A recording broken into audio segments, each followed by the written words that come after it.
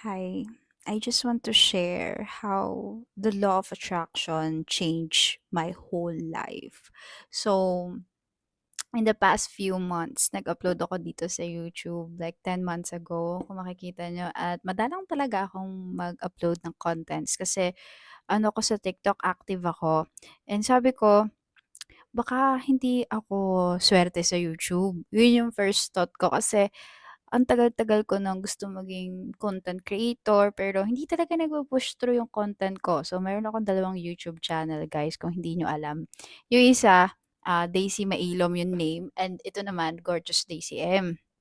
So anyway, ang TikTok account ko kasi is Gorgeous Daisy M yung ano niya, yung name kaparehas nitong YouTube account na 'to. So, sabi ko, sige nga, i-try ko na lang yung TikTok baka mamaya dun ako mag-work. Malay lang natin, 'di naman natin ano, sure ang mga eksena, 'di ba?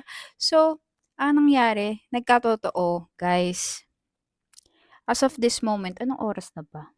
12:46 AM. January 23, 2024. Kakatapos ko lang mag-livestream, kakatapos ko lang kausapin kayong lahat kanina. So, ngayon ko yung finilm 'tong video na 'to.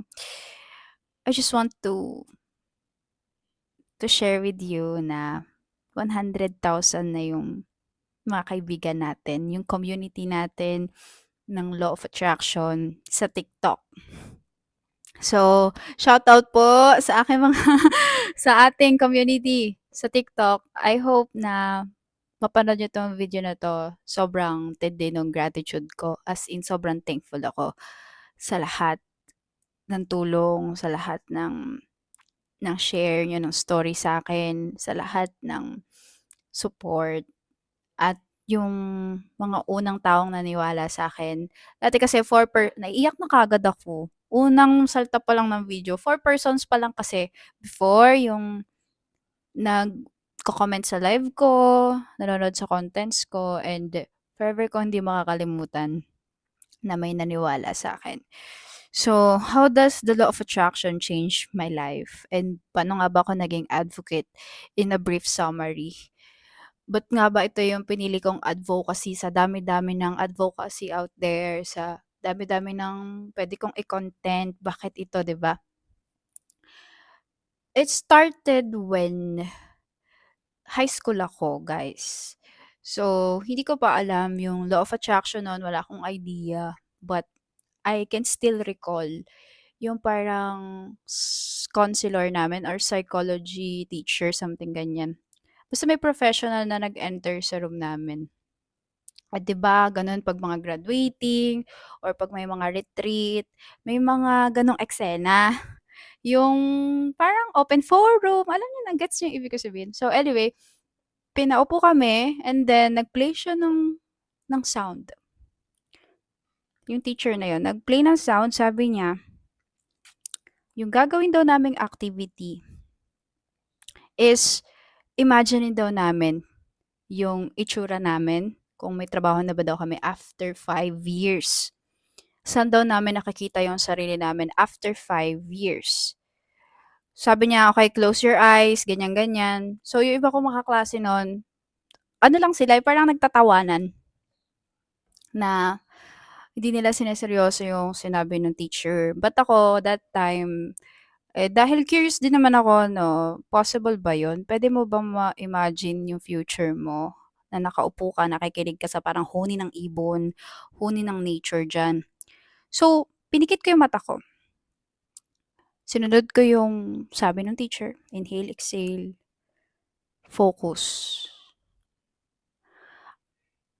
Dalawa yung nakita ko dun sa vision na yun. Isa is naka-white coat ako na para akong doktor. Naglalakad ako sa isang hallway. Tapos yung isa, maganda yung suot ko, naka-business attire ako. Nandun ako sa isang office na mataas. Yung building, maganda ang office. Tapos ang daming paperworks, may computer. Tapos pag-ikot ng swivel chair, nakatalikod pag-ikot ng swivel chair, ako yung nandun. So, pagmulat ko, sabi ko, "Shit, ako lang ba yung dalawa yung nakita?" So, pinalagpas ko na yon, ganyan-ganyan. Nag-isip ako kung anong course ko sa college, high school kami no'n, So, dapat talaga magdodoktor ako guys, pero wala kami nung pera nung time na yon. So, nag-sacrifice ako. Sabi ko, sige okay lang na hindi ako maging doktor.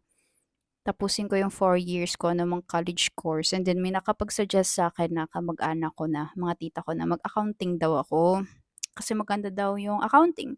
So anyway, fast forward naka-graduate ako ng college at hindi ko aakalain yung na-vision ko nung ako'y high school, nagkatotoo siya after 5 years.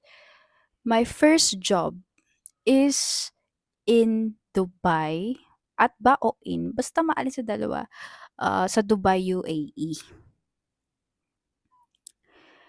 At kung paano ko siya na-vision, gano'n yung office namin. Gano'n kaganda yung outfitan ko 'pag napasok ako sa work, et cetera. Pero yun yung first instance, ha.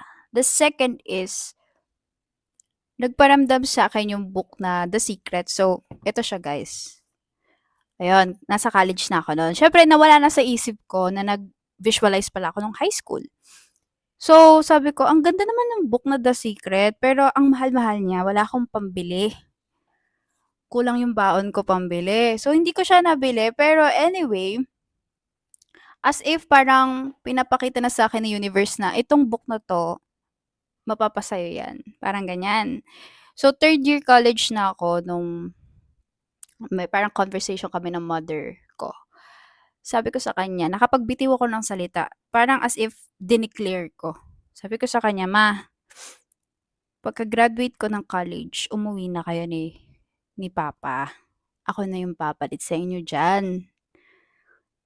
Nasa UAE din sila nung time na yun. Tapos siguro yung nanay ko naniwala nga sa sinabi ko. Ayun, nagkatotoo yung declaration kong yon. So, hindi pa yon.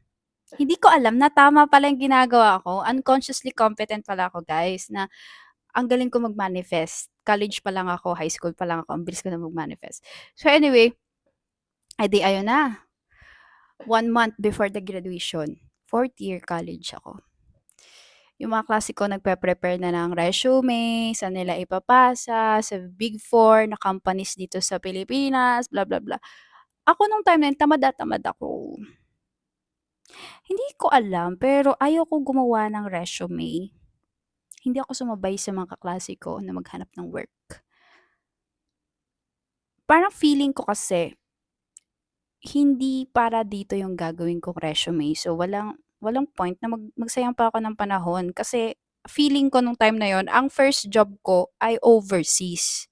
Na-condition na ako, third year college pa lang ako, na ang una kong trabaho sa abroad. So, na-channel ko yung energy na yon. Then, nag-apply ng mga klase ko. Biglang may tumawag sa akin ngayon. Ipasa ko daw yung resume ko dito sa company na 'to sa Dubai. Pinasa ko. Sunod-sunod na yung nangyari. The rest is history. At gusto na akong papuntahin ng HR na yon sa Dubai. Parang 1 week after the graduation, gano'n yung hinihingi nilang time frame sa akin na mag-work na ako dun.